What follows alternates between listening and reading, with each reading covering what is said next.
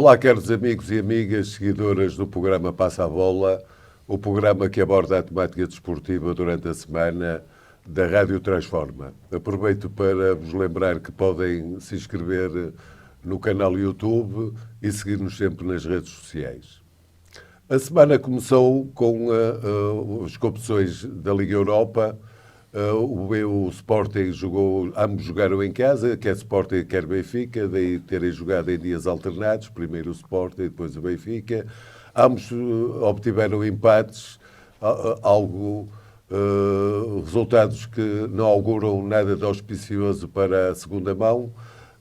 Fernando Jorge, qual é o balanço que fazes da participação europeia das equipas do Sporting e do Benfica na Liga Europa? Ora bem, antes de mais, olá Rui, para ti e para o Diogo também, e para aqueles que nos vão seguir, os nossos ouvintes. Foi uma fraca jornada em termos europeus para quer o Sporting, quer o Benfica. Vou falar primeiro já do Sporting. Do Sporting esperava-se, porque o Sporting ia defrontar uma grande equipa, com um grande treinador, e mais uma vez ele provou. O Gasperini, tomaram o no Benfica, por exemplo, era um bom treinador para o Benfica. Taticamente é muito difícil jogar contra ele, contra a Atalanta. Não é por acaso que a Atalanta ainda agora esteve a ganhar na Juventus e acabou por empatar o jogo. Claro que a Juventus tem outros jogadores que a Atalanta não tem, mas taticamente a equipa é muito evoluída. Posicionalmente os jogadores sabem o que fazem dentro do campo e grande leitura do Gasperini em termos de leitura de jogo. Entretanto, o Rubem Amorim também já sabia que ia defrontar uma equipa difícil, não é? Porque já tinha levado um banho de bola na primeira vez que se defrontaram, ajustou depois no segundo jogo, ajustou na segunda parte também em Alvalade, e o Sporting até podia ter virado o resultado nessa altura. Desta vez o Amorim apostou um pouco e está a apostar mais no campeonato. E porquê? Porque nota-se que o Sporting, ou quem percebe futebol, nota perfeitamente que o Sporting tem ali alguns jogadores nucleares, chamados jogadores nucleares, que estão fisicamente desgastados. Nota-se no Gyökeres, no Edwards, que até tem descansado, ontem até esteve no banco, o Trincão vai jogando, o Pedro Gonçalves anda baixo, a defesa também, o Amorim tem dado ali várias alternativas, né? Tem feito uma rotação muito grande a nível dos centrais, ou dos três centrais do Sporting, precisamente por isso. O Coete já não acompanha o ritmo, porque foi sempre lento e agora com a idade também começa a pesar. O meio-campo, o Sporting, tem aqueles dois, o Alsman e o Morita. Quando eles não estão os dois a jogar ao mesmo tempo, nota-se a grande diferença do Sporting, e aqui foi a grande diferença que o Sporting jogou só com um trinco, não é? E, portanto, a Atalanta fez um bom jogo, podia ter ganho, só não ganhou por mero acaso e por infelicidade, que as bolas bateram no poste e na trave. Não era um resultado surpreendente e, portanto, está tudo em aberto na mesma, porque o Sporting vai jogar com a melhor equipa, acredito eu, e tudo é possível, 50% para cada lado, penso eu, nesse jogo. Dado o potencial do Sporting, penso que sim. Depois tivemos o jogo do Benfica. Ora bem, o Benfica é mais do mesmo, porque o Benfica há grande equipas competitivas, como é o caso do Ranger, que não é uma equipa com grandes jogadores, mas é uma equipa com jogadores competitivos, todos correm, sabem o que fazem dentro do campo e depois jogam a Porto. Ou seja, jogam muito, apanham a bola e jogam muito na frente. Não demoram muito tempo para chegar à baliza. Fazem cruzamentos, marcam cantos, são perigosos nas bolas aéreas e o Benfica está fraco nesse aspecto. Pouco treino em termos do Smith, com o plantel do Benfica, em termos defensivos, de livres, cantos, etc., que tem sofrido alguns golos o Benfica. E nunca marca. Depois, o Benfica tem um problema. Jogou com o Hausner. Ora bem, antigamente, eu vou dizer aqui um gracejo, antigamente capava-se os gatos para eles não darem mais filhos, não é? Porque senão tínhamos aí uma ninhada de gatos, que era uma coisa doida, não é? Ora bem, o Roger Smith capou o Hausner agora, porque ao colocar o Hausner, ele na direita, ainda é o melhor defesa direita de momento, atendendo até que o Bá está em baixo de forma, fisicamente, não é? E o Bá não é um jogador muito evoluído tecnicamente, mas é um jogador que compensa fisicamente, estando ao Poá a 100%. Como o Bá não está, nota-se muito, e o Hausner é superior a ele nesse lugar. Agora, passar o Hausner para a esquerda, quando tem um defesa esquerdo, ou se não é esse defesa esquerdo, passa para lá o Morato, é capar o Hausner, que foi o melhor jogador do Benfica o ano passado, eleito por mim e eleito pela maioria das pessoas. Não de início, mas depois ao fim. Chegaram lá. E depois o Benfica joga num 4, contrariamente ao que dizem que é um 4-2-3-1, não. O Benfica joga num 4-2-4. E porquê é que eu digo um 4-2-4? Porque o Benfica tem 4 jogadores na frente, David Neres, Rafa Silva, Ángel Di Maria e Artur Cabral, não defendem. E deixam o João Neves e o Florentino contra todos. Ora, as equipas aparecem ali, que foi o caso do Porto, por isso é que o Benfica levou 5 e levava outra vez, se mantivesse esta equipa, não é? Porque são 2 jogadores contra a avalanche que vem da equipa adversária, se for competitiva e bem trabalhada. Ora bem, os outros estão na frente, quase com as mãos nos bolsos, a ver quando é que lhe dão a bola. Não cortam, não participam nas jogadas. O Di Maria é o caso mais caricato.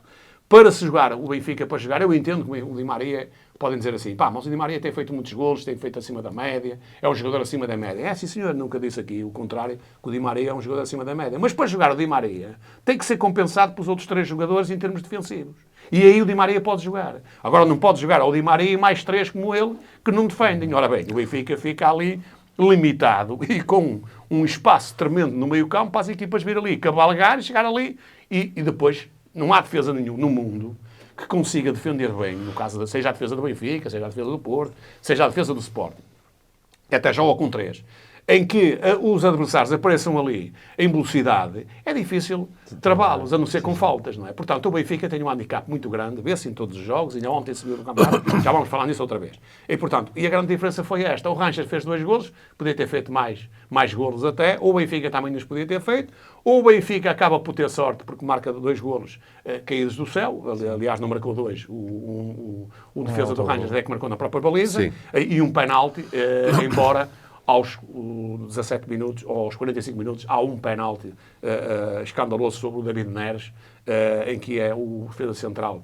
do Rangers o empurra e dá-lhe um toque com o pé, e era um penalti que o árbitro devia marcar. O árbitro foi fraco em termos técnicos e em termos disciplinares também. E, portanto, está tudo em aberto, mas com uma grande diferença. O Benfica ou retifica estes jogadores que vai lá jogar e tem que marcar, não é? Porque neste momento, com 2-2, bem, a situação é igual para todos, mas eu acredito que o Benfica vai passar grandes dificuldades, porque o Benfica tem tido grandes dificuldades nas equipas que são mais competitivas. Sim. Não é que são grandes equipas mais competitivas, porque no Campeonato Português temos aqui equipas que até são mais fracas do que o Rangers, mas jogam da mesma maneira, faca na liga, defendem bem, têm velocidade, jogam compactas e o Benfica tem grande dificuldade.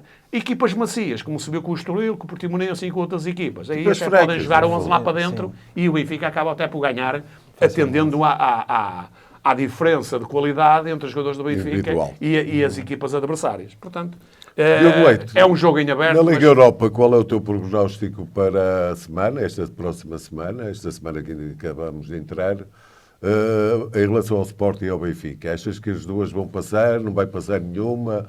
O Sporting, para mim, eventualmente tem mais potencial para surpreender a Atalanta. Penso que o Benfica não terá grandes hipóteses para o Rangers, esta é a minha opinião. Mas qual é a tua? Sim. Olá a todos e obrigado por acompanharem o nosso programa. Eu estou mais confiante no Sporting, até porque se formos a ver os 2 jogos da fase de grupos, o Sporting até jogou melhor na Atalanta do que cá em Alvalade, portanto agora penso que será o mesmo e aliás acredito será a mesma estratégia.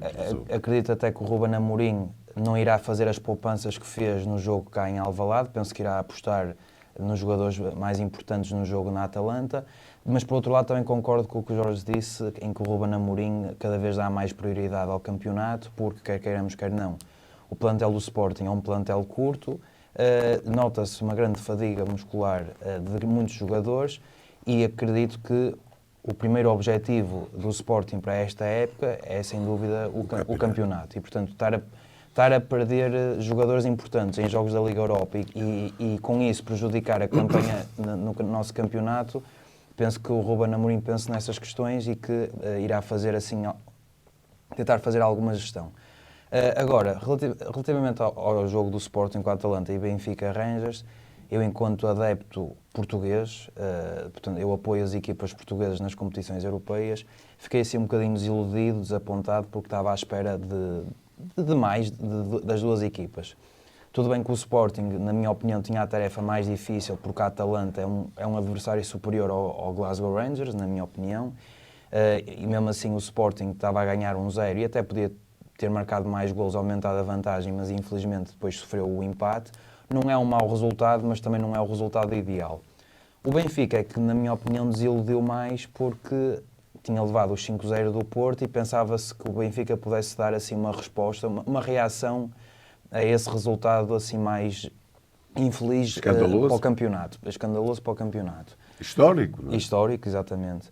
Até porque o Glasgow Rangers, apesar de tudo, é um adversário acessível, na minha opinião, para o Benfica, e tendo em conta o plantel que o Benfica tem. Contudo, eu penso que a exibição do Benfica foi uma continuidade daquilo que o Benfica tem feito esta época, assim uma exibição que deixa muito a desejar. Tudo bem que o Roger Schmidt fez algumas alterações, nomeadamente a aposta a titular do Florentino, o Arthur Cabral regressou a titular, mas penso que a ideia de jogo é a mesma, e a ideia de jogo que o Roger Schmidt tem tido nesta época não tem sido muito feliz. Tem-se visto isso em exibições medíocres no campeonato, contra adversários fracos, e como o Jorge também referiu, quando o Benfica apanhasse em equipas mais fortes, da mesma categoria que o Benfica tem deixado muito a desejar, e portanto, na minha opinião, o Sporting ainda tem possibilidades de ir à Atalanta e fazer um bom resultado e até mesmo passar à próxima eliminatória. O Benfica será mais difícil porque o Glasgow Rangers é uma equipa muito intensa, que aposta muito no contra-ataque. Jogando em casa é muito difícil os adversários conseguirem bons resultados e, portanto, eu gostava que passassem as duas, mas se tivesse que dizer o meu prognóstico, seria mais favorável para a passagem do Sporting. Para a probabilidade do Sporting eventualmente ultrapassar a Atalanta, e vês com mais dificuldade a passagem do Benfica. Sim. E eu corroboro e não percebo porque é que Roger Schmidt continua com 2 médios no meio campo, quanto a equipas teoricamente competitivas e que corram. Esse sistema está condenado, presumo eu. Sim. Entretanto, continua a Liga Betclic no fim de semana, não é? Tínhamos 2 equipas, o Porto e o Sporting, a jogar fora de casa. O Porto foi logo na sexta-feira a Portimão. Costuma ser sempre feliz em Portimão. Foi mais uma vez o caso. Ganhou facilmente. Marcou logo um golo muito cedo, o que facilitou as coisas. E o próprio treinador do Portimonense criticou os seus jogadores por terem sido algo ingênuos. A vitória justa do Porto, Fernando Jorge? Sim, foi uma vitória, e disseste bem, indiscutível de um Porto que respira saúde, depois de uma injeção de confiança após vencer o Benfica por 5-0. É uma injeção muito, muito grande, o Porto estava a jogar bem. Contra, para mim, a pior equipa, já disse aqui, do campeonato, e que volto a frisar e espero que deixe de divisão.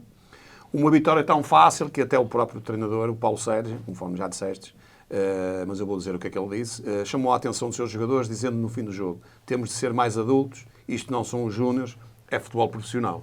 E, portanto, o Porto quase que lhe estenderam uma passadeira, podia ter ganho por 4 ou 5, com grande facilidade, porque são erros infantis de uma equipa que, volto a frisar, é a equipa mais fraca de todas que eu vi até agora do campeonato. Perderam ali alguns jogadores também, um intercâmbio de jogadores, é um bend e compra. Tem um guarda-redes muito fraco, atira-se depois das bolas, está dentro da baliza, não sei bem o que é que se atira, portanto não vale a pena. Sim, e depois cometem ali deslizes, para que realmente é como diz o Paulo Sérgio. O presidente da SAD do Portimonense é empresário de futebol e dá-me a impressão que realmente está-se a servir do Portimonense. É um intercâmbio. Para promover jogadores, para os vender. Sim, até porque... O Portimonense, no fundo, não está representado, a cidade não está representada na sua SAD. Até porque agora é uma forma de ganhar bastante dinheiro no futebol, porque com os bancos agora, como não dão juros, ou dão juros baixos, as pessoas agora investem no futebol. Apesar que eu pergunto, com estas exibições e com estes jogadores, ele está a promover o quê? Eu acho que ele não está a promover ninguém, porque eu nunca... Sinceramente, analisando as exibições do Portimonense, eu não queria nenhum jogador do Portimonense neste momento. Eu penso que só o está a prejudicar. Diogo Leite, o teu Porto finalmente acertou agulhas. Francisco Conceição está numa forma extraordinária. Veio rejuvenescido da Holanda, embora não tenha jogado. Está um jogador muito mais adulto. O Galeno na esquerda também está acutilante. O Porto encontrou a sua matriz finalmente. O Porto estava super motivado depois de ter ganho 5-0 ao Benfica e acredito que eles tenham entrado em campo com aquela ideia de resolver cedo o jogo, precisamente para fazer uma certa gestão para o jogo que se avizinha aí contra o Arsenal. E, portanto, penso que as instruções do Sérgio Conceição foram mesmo para resolver o jogo na primeira parte e na segunda parte fazer já uma gestão de alguns jogadores, tanto que 5 peças fundamentais saíram cedo precisamente para serem poupadas. Claro. Queria destacar os nomes que tu referiste, Rui, o Francisco Conceição, que é indiscutível que tem sido dos melhores jogadores do Porto e a continuar assim será o melhor jogador do Porto no campeonato. O Galeno, o Papé e também o Nico Gonzalez, que até foi o que marcou o primeiro golo. E o Nico Gonzalez é um jogador que eu já nos primeiros programas tinha vindo a elogiar e que tinha sido um bocadinho encostado pelo Sérgio Conceição inicialmente, que não jogava, até jogava o Eustáquio no seu lugar. Sim. E eu sempre disse que era um jogador de qualidade e que gostava de o ver a jogar mais e com outra confiança. E aos poucos, o Nico Gonzalez tem vindo a justificar a contratação. Tem vindo a mostrar os seus valores, mostrou contra o Arsenal que foi um dos melhores, mostrou agora contra o Portimonense que foi um dos melhores e espero que dê continuidade. E, portanto, há pouco a dizer, foi um jogo assim fácil, tendo em conta que o Portimonense é uma equipa que deixa muito a desejar, que faz exibições muito aquém das expectativas, muito medíocres.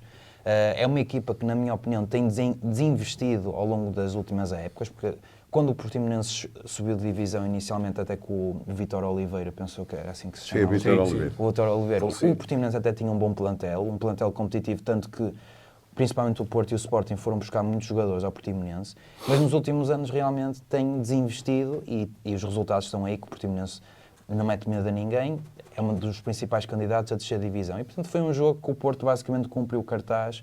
O Porto não tem tradição de ter dificuldades no Portimonense, conseguiu os 3 pontos e cedo, que é importante para agora se preocupar com um jogo muito importante contra o Arsenal para a Liga dos Campeões. Aliás, deixa-me só dizer-te que aqui porque é que o Porto tem um futebol agora muito mais fluido. Porque tem aqui 2 alterações, o PP no lugar do Taremi. Sim. E o Nico Gonzalez no lugar do Eustáquio. Se meteres lá os 2 outra vez, o Porto volta outra vez à mesma situação. Penso que o Taremi está em fim de linha no Porto e acaba por sair pela porta pequena, porque acaba por não deixar saudades. Sim. Apesar de ter sido um jogador importante. Já ninguém fala nele. Importantíssimo nas épocas anteriores, mas esta época realmente não acrescentou, ou acrescentou muito pouco. Sim. Deixa de dizer relativamente à arbitragem, foi um bom trabalho do Soares Dias, que apareceu outra vez, e do VAR André Narciso, também sem grandes dificuldades. Sem grandes problemas. Entretanto, depois, no domingo, disputava-se o jogo da jornada, o Sporting, perdão, líder do campeonato, e deslocava-se a Arouca, um Arouca que ultimamente tem marcado muitos golos, apresenta um ataque muito perigoso, mexido, um bom futebol, boas ideias de jogo. Aliás, a Rubem Amorim penso que fez descansar alguns jogadores com a Atalanta com receio realmente de estabilizar a Arouca. O Sporting ganha mas por 3-0, mas penso que o resultado é algo enganador. Os últimos 2 golos foram marcados já no período de descontos. Acaba por ser uma vitória justa, sem dúvida, mas perante um Arouca que mostrou que tinha qualidade e que é um adversário difícil. Concordas com esta minha análise do Sporting, do Arouca Sporting? Sim, mas antes deixa-me frisar o seguinte, Rui. Em primeiro lugar, referir o estado lamentável do relevado para ambas as equipas, que são equipas que gostam de jogar a bola e jogam bem a bola, quer o Arouca, quer o Sporting. Um jogo difícil para o Sporting, aliás o Amorim já tinha dito isso, e que estava um pouco receoso deste jogo, atendendo a algumas circunstâncias dos jogadores do Sporting que estão com algum cansaço físico. O Sporting está a mostrar isso, nomeadamente o Jokers, o Edwards, o Trincão, que vai entrando e saindo, o próprio Pedro Gonçalves, que já fez um mau jogo e vai para Spalente também. Descansou o Usman e agora jogou outra vez com os 2 ali e o Morita também. O Arouca tem feito um bom campeonato, está a ser bem trabalhado pelo seu treinador, o Daniel Sousa, um bom treinador, está a fazer um grande trabalho. Dispõe o Arouca no 4-2-3-1 e, engraçado, na linha da frente do Arouca são 3 espanhóis de boa qualidade. Sim. O Rafa Mujica, o Jason Rameseiro e o Gonzalez, não é? O Cristo Gonzalez. Têm feito bastantes golos. É uma equipa que sabe o que faz dentro do campo, está bem dimensionada, bem posicionada e, portanto, grandes dificuldades para o Sporting. O Sporting podia ter marcado. Exatamente. O Sporting, na primeira parte, teve mais dificuldades, porque o Arouca, enquanto o peso deu para jogar, notou-se que jogou bem. 63% de posse de bola. Depois o peso começou a ficar mais degradado, já estava, não é? Já estava muito pesado. difícil. E é um peso muito pesado, notava-se bem. Embora as estruturas do Arouca é uma das equipas, já lá fui ao Arouca, não era nada disto. Tem boas estruturas agora e um bom investidor, não é? Não se fala muito nele, mas alguém está ali a fazer um grande investimento e, portanto, já tem campo de treinos e essa coisa. Não tem nada a ver com o Arouca aqui quando passou para a primeira divisão pela primeira vez. Tem uma boa equipa, está a trabalhar bem, tem um bom treinador e era um jogo difícil que o próprio... receoso pela parte do Ruben Amorim. 3 pontos fundamentais num campo difícil para o Sporting, com mérito, porque o Sporting ganhou e com mérito. Um resultado um bocado pesado. Porque só no fim também é que o Sporting, em 5 minutos, basicamente aos 90 mais 2, faz o segundo e o terceiro golo e arruma com o desafio. Portanto, o Sporting continua na frente, tem um jogo agora em atraso e foi fundamental, quanto a mim, esta vitória no Arouca, que era um dos sítios mais difíceis para o Sporting. Diogo Leite, ansiavas que, pela dificuldade da deslocação à Arouca, ansiavas que o Sporting perdesse pontos, porque só assim é que o Porto se pode pensar em títulos, ou pelo menos em ser campeão da Liga. Ficaste frustrado. O que é que achaste do Sporting e se realmente o jogo correspondeu às suas expectativas? O Arouca, pelo menos na primeira parte, fez para mim um jogo excelente a nível de jogo, a nível de troca de bola, embora com alguma paciência, não criando grandes oportunidades, porque o Sporting foi esperto. O Rubem Amorim é um treinador inteligente. Primeiro tentou marcar um golo, conseguiu, e depois recuou as suas linhas para não dar espaço àquele que teria avançado. Mas o que é que te pareceu o jogo e o Sporting? Como principal candidato ao título, acho que é indiscutível e unânime. Sim, eu, como adepto deportista, estou sempre à espera que os meus rivais percam pontos, nomeadamente o Sporting. Mas, por outro lado, acreditava que o Sporting pudesse ganhar, apesar do Arouca ser uma das equipas sensação do campeonato. Aliás, foi o patinho feio do meu clube, do Porto, nesta época. Claro. E, portanto, pensei que... Curiosamente, foi ao contrário. Nas estatísticas, o Arouca teve 60 e tal % de posse de bola com o Sporting e perdeu. E com o Porto foi ao contrário, teve 30 e tal % e o Porto 60 e tal e ganhou o Arouca. Sinal de que o Porto se expôs muito ao contra-ataque e ao ataque que é muito hábil do Arouca. Sim, portanto, apesar de tudo, eu acreditava que o Sporting pudesse ganhar o jogo. Agora, quem assistiu à partida acredita que foi um bom jogo, foi um jogo competitivo, não foi um jogo de um lado só, não foi só o Sporting a jogar à bola. Não, antes pelo contrário. Foi o Arouca também. Tudo bem que o Sporting tem armas muito influentes, nomeadamente o Gyökeres, que marcou o primeiro golo. É um jogador que se expõe muito à equipa, portanto, que dá muitas linhas de passe aos jogadores do Sporting, que às vezes até abusam disso. Exatamente. Porque muitas vezes bombardeiam a bola para a frente e à espera que o Gyökeres resolva, e isso desgasta muito o próprio Gyökeres. E acredito que até mesmo o Ruben Amorim às vezes diga que é desnecessário fazer isso e promove mais a troca de bola atrás e não tanto o bombardeamento na frente. Agora, o resultado... Mas ontem, na primeira parte, muitos lançamentos foi de recurso. Sim. Penso que o Arouca estava de tal maneira bem plantado no terreno que o Sporting não conseguia. Quem conseguia trocar bem a bola era o Arouca, não o Sporting. Isso no meu entendimento. Claro. Sim, há que dar mérito ao que o Arouca fez. Compreende-se perfeitamente os receios que o Ruben Amorim tinha e que fez questão de salientar na conferência pré-jogo. Agora, também acredito que o Ruben Amorim deu instrução aos jogadores, à semelhança do Sérgio Conceição, para tentar resolver o jogo o mais rápido possível. Resolveu no sentido de resultado, porque marcou cedo, depois tentou entrar ali numa gestão de jogo que, apesar de tudo, foi difícil, porque o Arouca, como nós dissemos, que troca bem a bola, criou ocasiões de perigo, e depois no final do jogo, já num ato de desespero do Arouca para tentar chegar pelo menos ao gol do empate, expôs-se mais na defesa e naturalmente o Sporting marcou aqueles 2 golos de rajada que fecharam o jogo. Um grande lance individual do Catano. Sim, o Catano e depois... Que é um jogador perigoso, muito perigoso. Sim, rápido. E depois o terceiro gol do Willman, que o Gyökeres faz a assistência, acaba o jogo. Portanto, é uma vitória incontestável do Sporting. Se calhar o resultado mais ajustado fosse, por exemplo, um 3-1 ou até mesmo um 3-2. Sim, diferença mínima. Porque o Arouca pelo menos um gol merecia, na minha opinião, pelo que fez.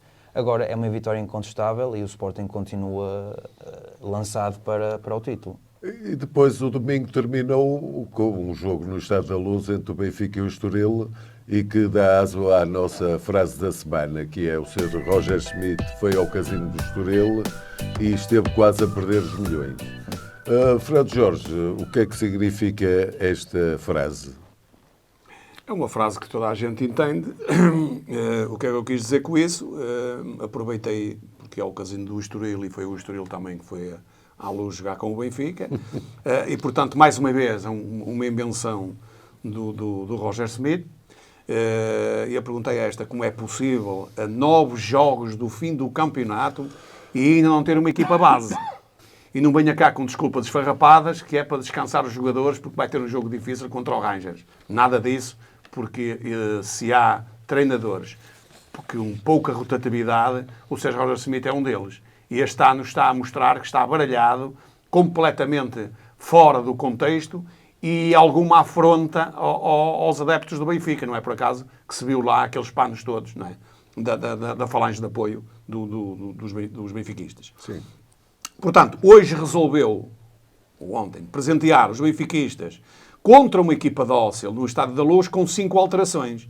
E a entrada dos 2 afilhados, João Mário e Kosu, este último autor de um bom golo, e mais 3 passes enquanto jogou. Quero dar aqui um alerta ao Carlos Rui Águas, que foi o comentador, e perguntar porque é que não treina ninguém. Está mais do que visto, não é? Se quer manter o tacho, provavelmente, não é? É por isso que consegue dizer que o Kosu foi o melhor jogador em campo e fez uma grande exibição e que o João Mário é um incompreendido dos adeptos, que é um grande jogador do Benfica. Pois, caro Rui Águas, provaste mais uma vez que não é possível neste momento andares a treinar nenhum clube. Neste momento estás só a provar manter o tacho no Sport Lisboa e Benfica, infelizmente. E é por isso que o Benfica está como está.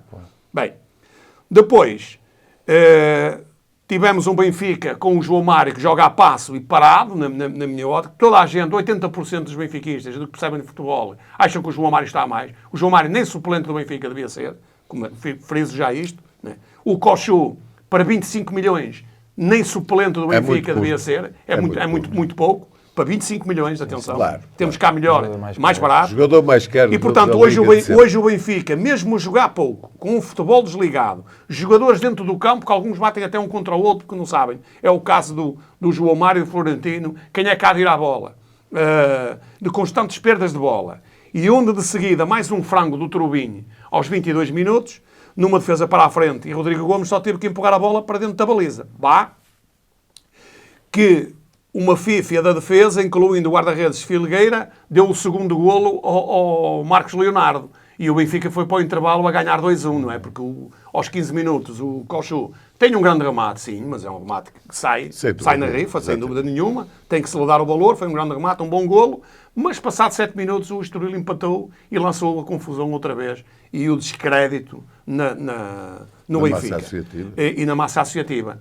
A SAFA foi este golo aos 45 mais um, que o Marcos Leonardo marcou por oportunismo, não foi porque estivesse a jogar muito, o Benfica não jogou muito, joga muito parado, não joga, o Alsner mais uma vez joga à esquerda, depois deu o Tiago Gouveia e o David Neres à direita. Há aqui algumas situações que eu até concordo com não posso só criticar o Smith. Há aqui situações que ele, sem querer, ou a brincar, ou porque está a ver o filme também, como nós, acertou. E sejamos honestos, Tomás Araújo, porquê é que jogou? Ora, o treinador deve considerar que é superior ao Morato, porque o Morato estava lá, desta vez. Não para a defesa esquerda, que foi o Alsner. Ora, ele colocou lá o Morato, o suplente. O António Silva já pela exatamente, esquerda. E tomar e meter o Tomás Araújo, quer dizer que o Tomás Araújo é melhor que o Morato. Sim. Na minha ótica eu já tinha vendido o Morato o ano passado por 25 milhões, se é que houve essa proposta.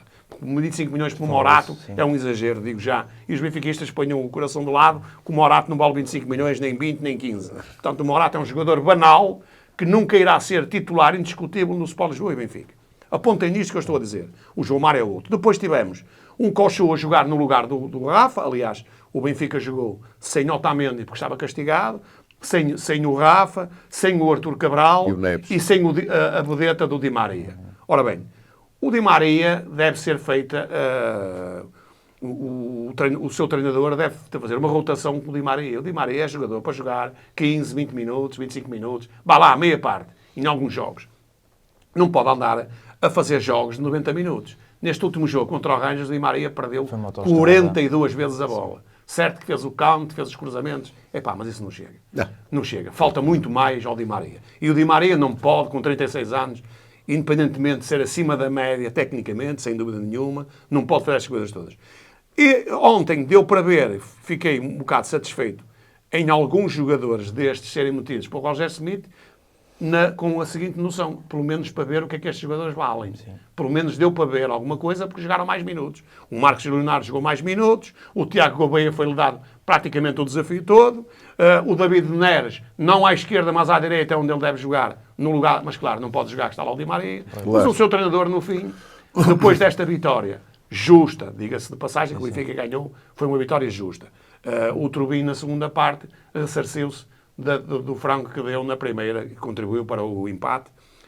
Na segunda parte fez 2 defesas que poderiam fazer o volte-face do resultado final. O Benfica iria passar grandes trabalhos nos últimos minutos. Vá lá, ele esteve lá, fez 2 boas defesas, mas esta equipa do Estoril é a equipa que sofre mais golos, ou das equipas que sofre mais golos no campeonato ultimamente.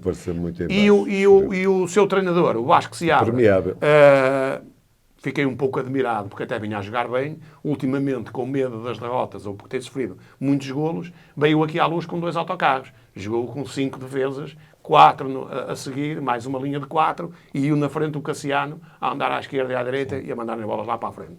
E o Guitano Grafite, que é um bom jogador, não superior ao Jota Silva, diga já de passagem, que eu preferi ao Jota Silva, se me pusessem no prato da balança para ir para o Sport Lisboa e Benfica, eu prefiro o Jota Silva, que é muito mais jogador, mais incisivo, mais competitivo do que este brasileiro, o Guitano, que já passou por outros clubes e, portanto, já é bem conhecido do futebol português. Assim como o Costinha também, o Bá não está em forma, era uma grande aquisição para o Benfica, para a lateral direito, para a próxima época. Portanto, o Benfica ganha 3 pontos, mantém-se a 6 do Porto, é uma vitória fundamental, e vai andando. Não tem já agora e o árbitro? Relativamente ao árbitro, que eu ia falar, porque há uma situação nova, se fosse nos espanhóis, a situação nova agora é que já vimos no Rio Ave, com o Braga, naquela situação do golo que foi anulado, o árbitro explicar agora, das decisões, que é ligado aos alto-falantes, e o árbitro explica. Bem, se eu fosse espanhol, ia pôr esta frase, porque não te calas, porque estes árbitros nem falar sabem, infelizmente. O Fábio Boríssimo nem falar sabe. Veio para dizer aquilo, mas valia nem dizer nada. Não vale a pena estar a pôr os árbitros com problemas. O do Benfica ainda é mais lastimoso, porque o Manel Oliveira é uma nulidade, como o árbitro é uma nulidade. E a falar ainda é muito pior. Para vir dizer, num lance que toda a gente viu, né, que é um penalti flagrante, vir dizer que não se passa nada, é uma coisa do outro mundo. Relativamente ao Braga também para virem dizer aquela coisa, depois de um lance em que toda a gente viu, não é pelo pontapé de bicicleta do Banza, embora eu considere que o pontapé de bicicleta do Banza é perigoso, porque o jogador, o defesa central do Rio Ave está lá, e ele mete os pés na cabeça. Não venham cá dizer que é um golo normal. Não é um golo normal, porque o Braga ganhava com esse lance. É por isso que toda a gente defende a sua dama, não é? Mas não. Mesmo que não fosse anulado por fora de jogo posicional, que é correto, o lance tinha que ser anulado também, quer pelo VAR, quer pelo próprio árbitro. Porque se eu estivesse lá num lugar ou noutro, anulava o golo. Porque é uma jogada perigosa do próprio Banza. Bem, e portanto, para termos casos destes, isto só demonstra o amadorismo que continua latente, não é? Com ordenados chorudos na Liga e na Federação Portuguesa de Futebol. Que isto é uma nulidade, é uma barbaridade.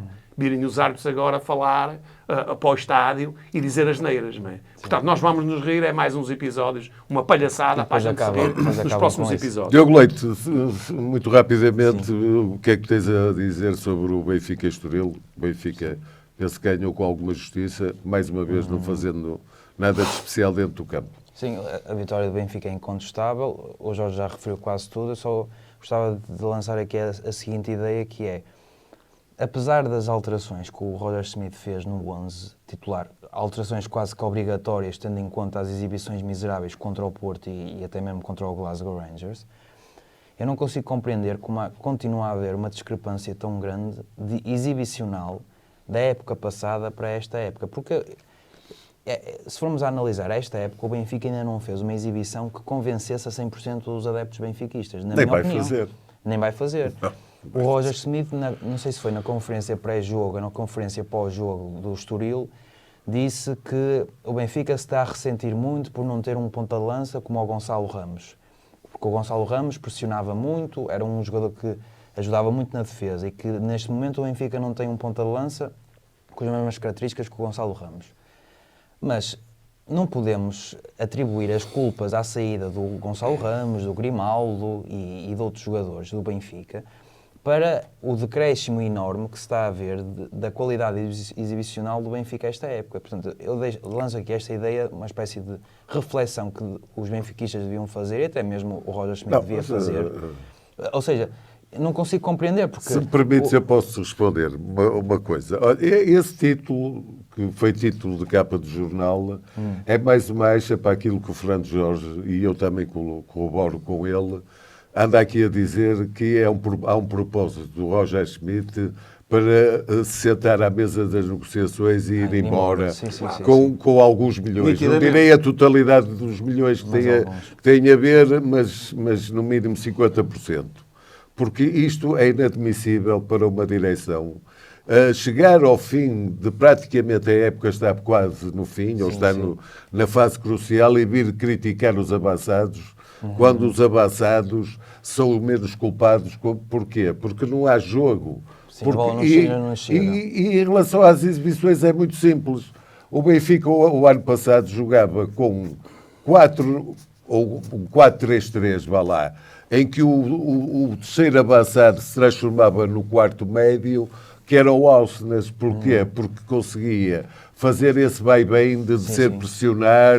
E o Alcenas este ano nunca jogou na posição do ano passado. O próprio Grimaldo ajudava muito no ofensivo. Mas o Grimaldo já estava lá. O Grimaldo fez duas melhores épocas que o Grimaldo fez. O resto teve lá 7 anos. O Grimaldo fez uma grande época, não tenho a menor dúvida. Tinha o Alcenas na maior parte dos casos à frente dele.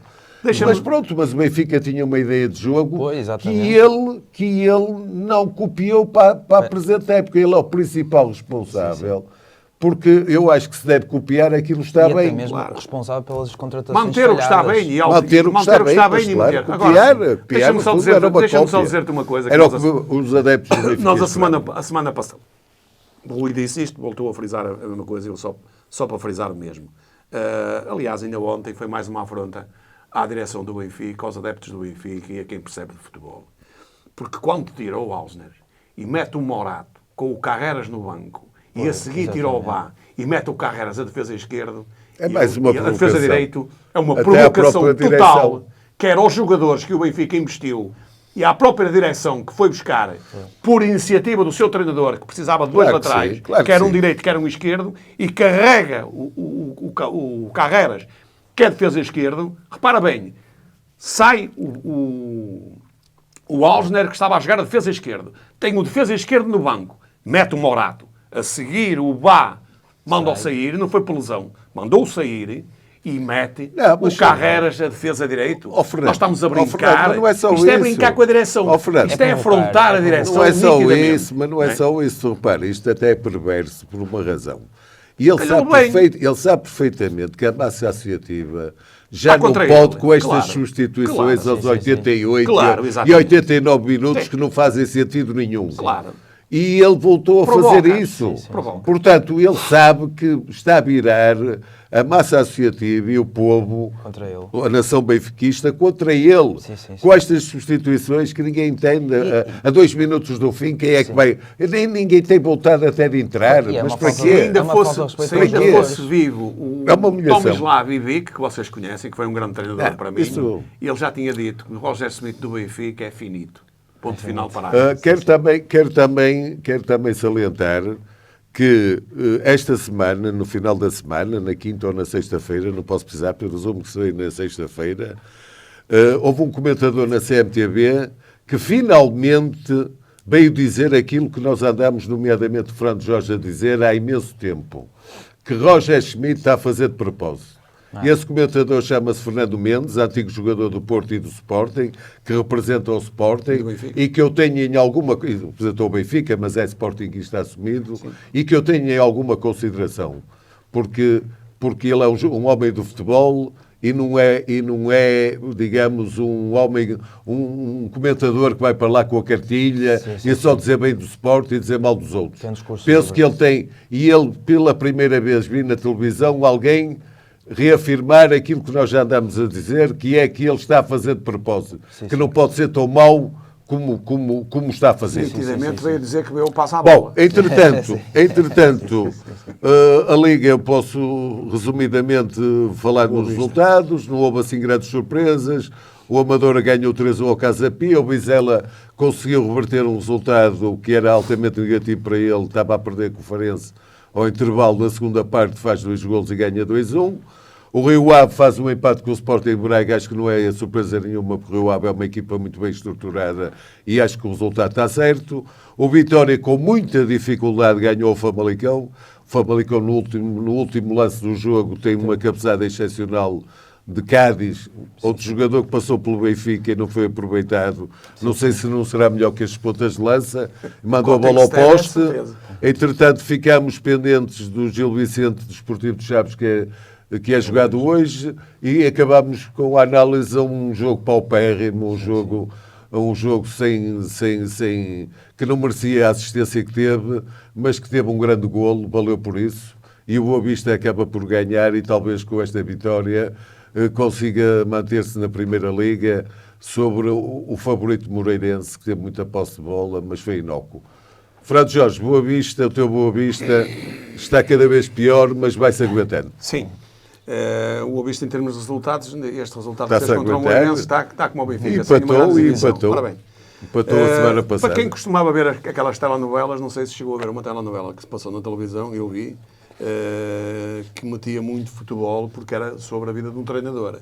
E esse treinador era muito engraçado, porque ele ia para o balneário, virava-se para os jogadores todos, não é? Para os seus jogadores, e dizia: eu nem vos digo, é jogar na retranca o jogo todo. Portanto, o Boa Vista jogou numa retranca, num sistema de 5-4-1. O Bozenic, outra vez, mais uma vez solitário lá na frente. Vá lá. Este trio de centrais, Filipe Ferreira, Rodrigo Abascal e o Chidolzi, só não deu barraca, porque o Moreirense, bem treinado pelo seu treinador, Rui Borges, está a fazer um grande trabalho. Aliás, até tem um contrato que sai livremente se for para os 5 primeiros, e depois inclui o Famalicão. E porquê? Porque o Famalicão, o João Pedro Sousa vai sair de lá. Já disse que ia sair. E, portanto, este Moreirense foi amputado, e isto é muito importante que se diga isto, dos seus 2 pontas de lança que os vendeu. E, portanto, quem não tem cão, caça com gato. E quem foi o ponta de lança do Moreirense? Foi o Luís Azué, que é um trinco. Vá lá, ele até se viu bem que ele não tinha... não sabe jogar a ponta de lança. Pelas situações, as desmarcações que ele fazia e tudo, via-se bem que estava fora do seu lugar. O Boa Vista foi uma exibição imprópria para cardíacos, imprópria para toda a gente, foi assobiado por a maior parte dos boavisteiros, cerca de 80%, que no fim, esses 80% estavam todos lá a bater palmas. Isto realmente, o futebol é fantástico, nesse aspecto. O Reizinho depois de ter entrado ao fim de 1 minuto ou 2, fez um grande golo. É Sem daqueles dúvida. golos que saem na rifa, como o Costa. Golo indefensável. E, portanto, é um golo de 3 pontos. O Boa Vista tem 28 pontos. Deu uma grande subida em termos classificativos, mas é preciso relançar ou relembrar que entre o 8º lugar, onde está o Boa Vista com 28 pontos, e o 17º lugar, distam 7 pontos. Sim. Portanto, só o último, que é o Chaves, praticamente está arrumado para Depende do resultado a de hoje. saída do O Chaves para a ainda saída joga do hoje. coisa. Se o Chaves ganhar, então é mais um Mais a um contar. para O Boa afluir. Vista, naturalmente, vai ter que necessitar de fazer pelo menos mais 6 pontos na minha contagem e de mais gente para se livrar de ir a um play-off Sim, de descida de divisão, pelo menos. Sim. Diogo Portanto- Leite, viste o jogo? Valeu a pena ter apanhado aquele frio todo? Vale sempre a pena, porque simpatizante do Boa Vista dá sempre um gozo ir ver o jogo ao estádio. Agora, foi uma exibição miserável. Tudo bem que o Moreirense é outra das equipas sensações do nosso campeonato, vai em 6º lugar. Agora, acho que é incompreensível, e ouvi vários comentários de boavisteiros a dizerem a mesma coisa, é incompreensível o Boa Vista em casa a precisar de pontuar, a jogar com uma linha de 5. Porque estava a jogar ultra defensivo. O Boa Vista quase não fez nenhum ataque nos 70 minutos de jogo. Sim. Marcou o golo da vitória, que foi um grande golo, e a partir daí conseguiu criar mais ocasiões de perigo, precisamente porque o Moreirense depois deu tudo por tudo Abriu. para pelo menos empatar. Foi uma exibição que deixou muito a desejar, valeu mais pelos 3 pontos que foram muito importantes para o Boa Vista, ainda para mais tendo em conta que o próximo jogo agora do Boa Vista é com o Sporting em Alvalade. Exatamente. E depois o outro jogo, portanto o próximo jogo do Boa Vista em casa é contra o Rio Ave, outra equipa muito competente e que também está a lutar para não descer de divisão. Sim. Portanto, avizinham-se aí dois jogos muito difíceis. E avizinha-se mais uma tática, mesmo com o Rio Ave, igual à do Moreirense, não tenho a menor dúvida. E depois deixou-se os jogadores muito importantes. Neste momento o Boa Vista o que quer é sobreviver. O Boa Vista quer sobreviver. E já não é mau. Já não é nada Sim, mau. sim, mas acho que deixa muito a desejar ir para o jogo Claro, a para os pensar no pontinho. pergaminhos do Boa Vista a pensar no pontinho. é quando, terrível. Quando está a jogar em casa, com a massa associativa que incentiva sempre e motiva sempre os jogadores. Bom, mas a situação financeira é muito difícil e, portanto, isso reflete-se no relevado. Claro. Entretanto, nesta semana, vamos fazer um prognóstico muito rápido sobre um jogo muito difícil que o Porto tem nos Emirates. O Porto vai com uma vantagem escassa, 1-0, mas o Porto já nos surpreendeu porque é uma equipa de fibra, uma equipa de resiliência, uma equipa que vai dar tudo para manter esta vantagem e não será fácil, penso eu, o Arsenal dar a volta. O que é que vocês acham? Diogo Leite, comece por ti desta vez. Qual é o teu prognóstico para o Arsenal Porto, que se prevê escaldante, um estádio todo a torcer pelo Arsenal, que inclusivamente passou para a liderança do campeonato. Mas acreditas no teu Porto e com Otávio e Pepe e Diogo Costa a fazer um tridente de aço e que conseguirem manter as suas balizas invioladas? Vai ser um jogo muito difícil. Agora, um portista tem que acreditar sempre, ainda por cima tendo em conta as últimas exibições que o Porto tem feito, que inspiram confiança.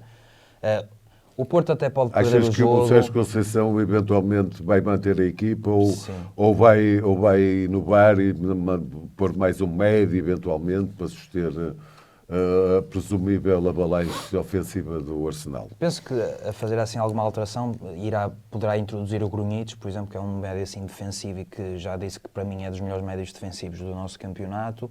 Agora, O problema é sem quem? Pois, exatamente. Penso que o Porto irá adotar uma postura de aproveitar muito o contra-ataque. Já sabe que o Arsenal vai encostar o Porto na defesa e vai sufocar o Porto. Portanto, o Porto tem que sobreviver àqueles minutos... Vai tentar, não quer dizer que se foque. Tem que sobreviver àqueles minutos iniciais avassaladores do Arsenal e depois explorar até mesmo o cansaço dos jogadores do Arsenal, contra-ataque. Enquanto portista, acredito que vai ser um jogo muito difícil. Há sempre uma esperança de que o Porto poderá passar à próxima eliminatória. Se não passar, espero que ao menos o Porto faça uma exibição que nos deixe orgulhosos, portistas e até mesmo portugueses, porque o Porto é a única equipa na Liga dos Campeões. Não tem a obrigação de passar à próxima fase, quem tem a obrigação é o Arsenal e o Porto pode tirar proveito disso, portanto, da pressão acrescida para o Arsenal. Fernando Jorge, acreditas que o Porto vai aguentar este Arsenal? Bem, contrariamente ali ao Diogo, acho que o Sérgio Conceição não deve mexer na equipa que está a jogar, porque isto é uma equipa adequada e uma tática adequada, como foi aqui no Dragão, com estes que jogaram ontem, os mesmos, eu jogava com os mesmos, porque é uma equipa perfeita para jogar em contra-ataque, que é o que vai acontecer. Exatamente. O Porto não vai jogar olhos nos olhos, está fora de questão isso, mas ao meter ali mais um médio defensivo, como tu dizias, do Bruno Chico, está a dar a noção ao treinador da equipa adversária, neste caso ao Arteta, Que é para defender. que é para defender. Ora, defender é o que o Arsenal está à espera que o Porto vá para lá fazer, só defender. Sim. Se o Porto for para lá só defender, é uma questão de sorte. As bolas podem bater na barriga, no cu, na cabeça, na trave, no posto, a coisa não entrar. Mas, se o Porto jogar com esta mesma equipa, que tem fluidez de jogo, joga rápido, é a bola no Alan Varela e bola metendo na frente ao Galeno e ao Francisco Conceição, o Porto pode criar sérios problemas ao Arsenal, até porque o Arsenal vai jogar apostado na frente, na linha da frente, vai jogar com uma linha, com uma equipa muito subida no terreno, não centrais do é? meio-campo. Para asfixiar o Porto, não é? E, portanto, o Porto pode ter vantagem. Tem dois extremos rápidos, bons jogadores, joga bem no meio-campo também, com o Alan Varela e com o Nico. O Nico não é um jogador por aí fora, mas é um jogador que joga de primeira. Não para o jogo, não amortiza ali o jogo e os adversários já Tem estão visão de deslogados. jogo, tem visão de jogo. Tem fluidez. Portanto, Parece acredito que tem andamento. que o Sérgio Conceição, se mexer aqui na equipa, pode É mexer no para Nico, pior. é no Nico. Não é? Portanto, mexer é no Nico, acredito que Gonçalo. vai manter os mesmos Mexer e é no eventualmente Nico, porque depois. eu acho que o Nico não tem andamento. Sim, Mas a bola é redonda e o Porto, vamos esperar para os resultados, parece que tenha um bom Bom, resultado. esperando que Vamos ver. que o Porto consiga, à imagem do que já tem feito, Até que é bom para o futebol português, noutros tempos, consiga o feito de suster o que é, neste momento, o líder da Premier League. E é com a Premier League que nós terminamos. Sim.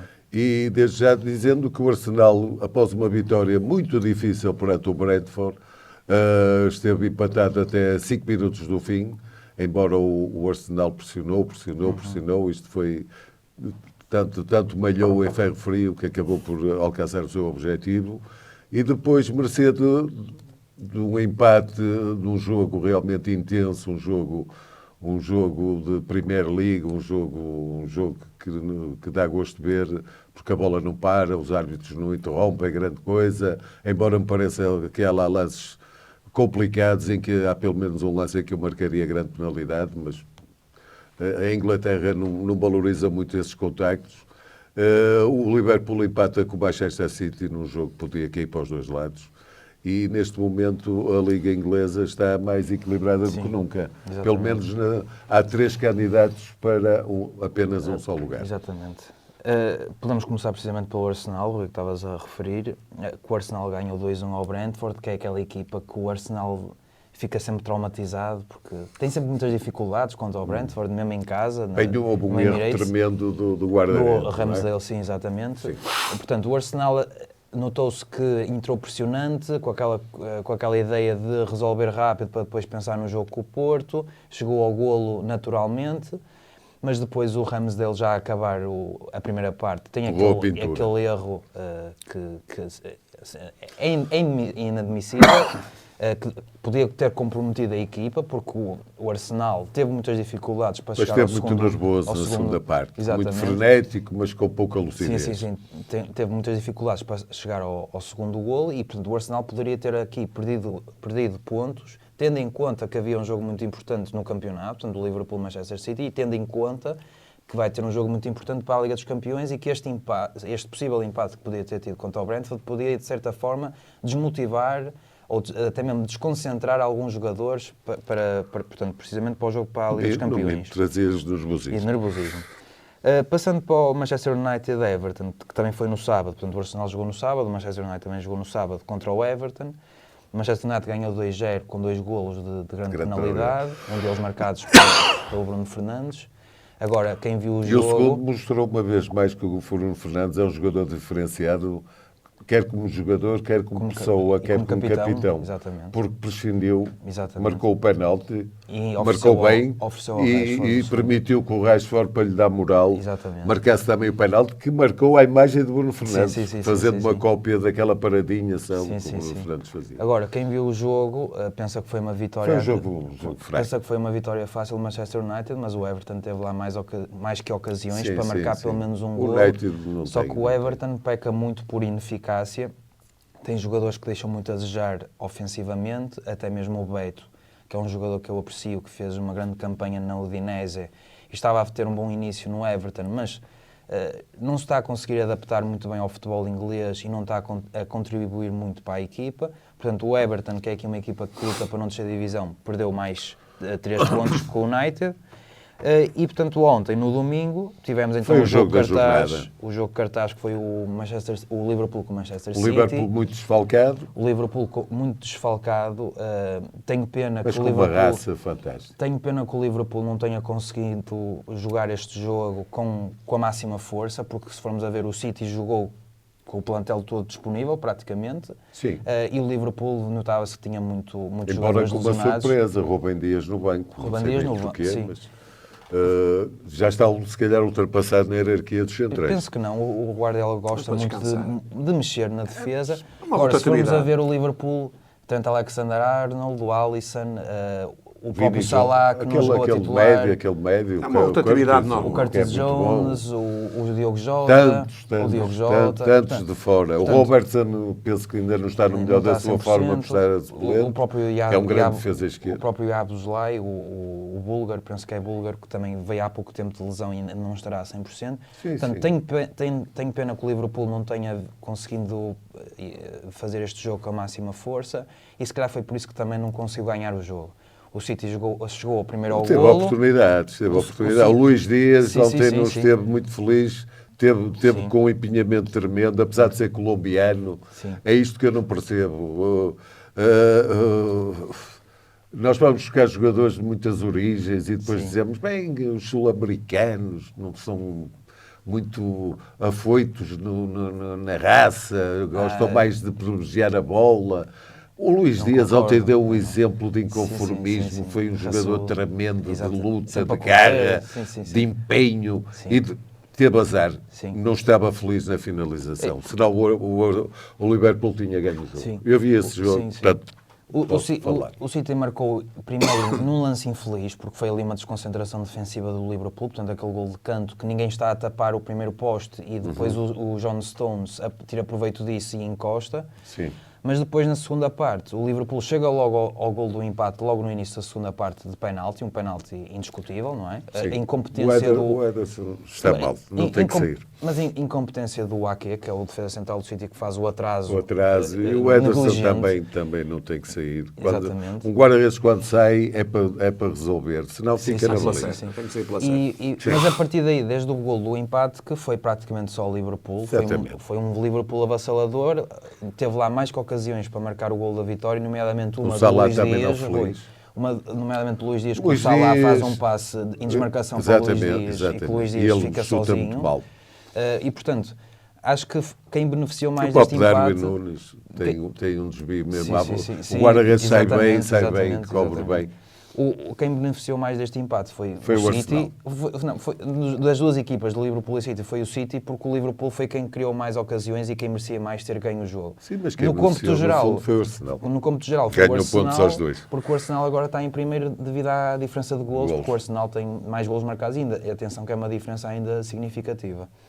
E para concluir, o Aston Villa com o Tottenham, a equipa do Jorge, esperava-se um jogo mais competitivo, porque o Aston Villa está à frente do Tottenham, está em lugar de Liga dos Campeões.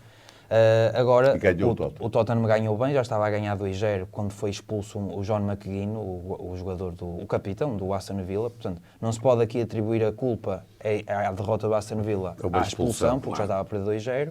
Foi uma vitória indiscutível e o Tottenham aproximou-se do Aston Villa, penso que está a 3 pontos do Aston Villa, contudo tem um jogo a menos. Sim. Portanto, se ganhar esse jogo a menos, até pode ultrapassar o Aston No fundo, Villa. aqui o que nos interessa é realmente abordar. E na própria abordar Inglaterra, estes 10 contra três 11, clubes 11 que contra vão- 10, não se nota. Estes nota três muito. clubes que vão à frente, não é questão de uma luta Sim. titânica, há apenas um ponto de diferença entre eles. Vai ser uma luta até ao Portanto, fim. isto vai ser até ao fim. Sim.